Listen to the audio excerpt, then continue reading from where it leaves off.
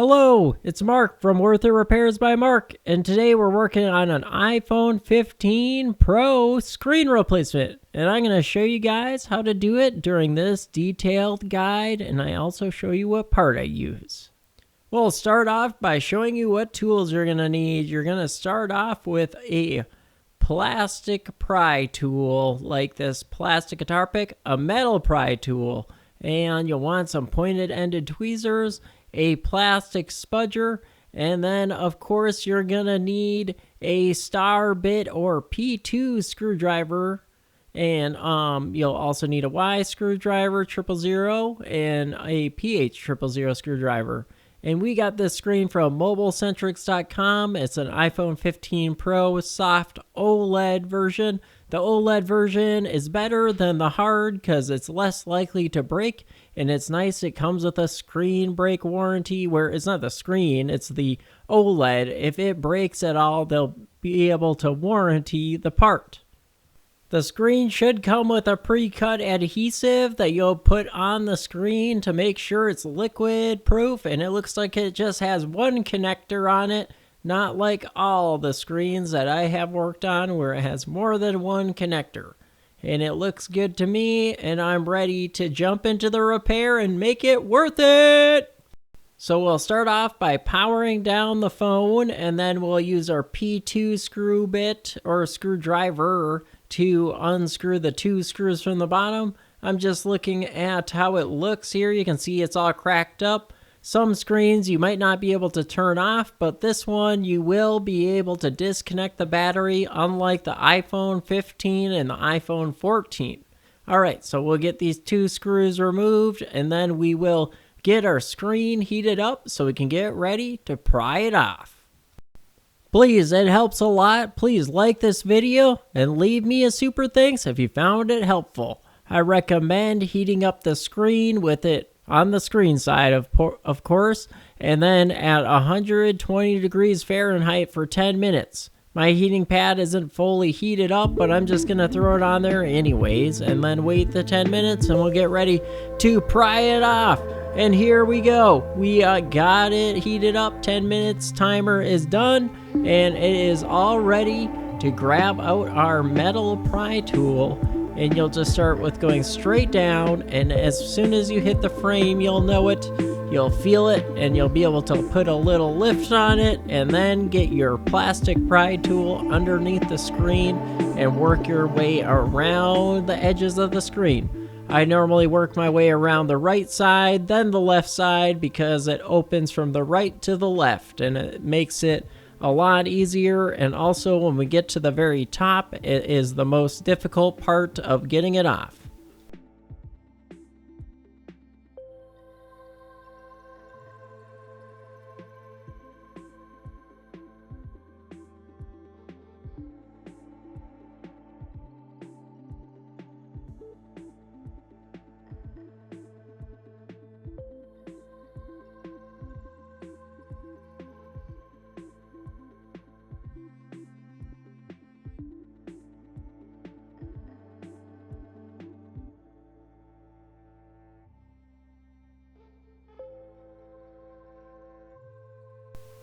Alright, so we got the edges done, so the top left corner you're going to have a hard time with, and you're going to need to wiggle it around the plastic pry tool, and then you can lift it from the right to the left just like that.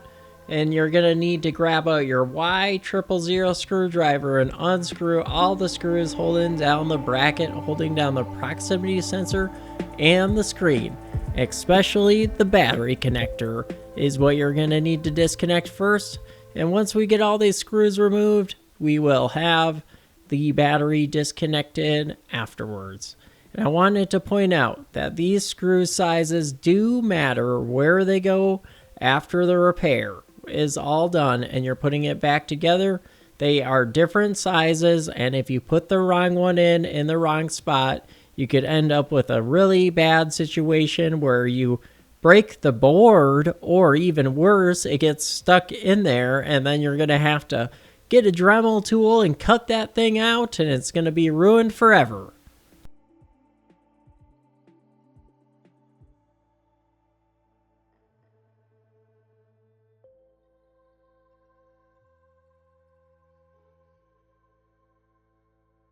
Perfect. When all the screws are removed, you'll grab your flat end of the spudger and lift it up right here, and then you'll be able to pick up the heat shield. It also holds down the connectors.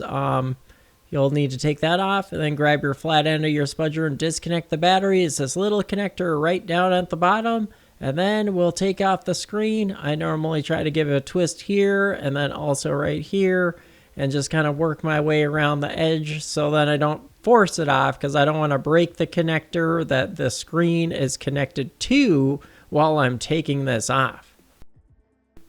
Perfect. We got the screen disconnected. Now we can disconnect the proximity sensor. Same way with the flat end of the spudger, and then you can lift off the screen.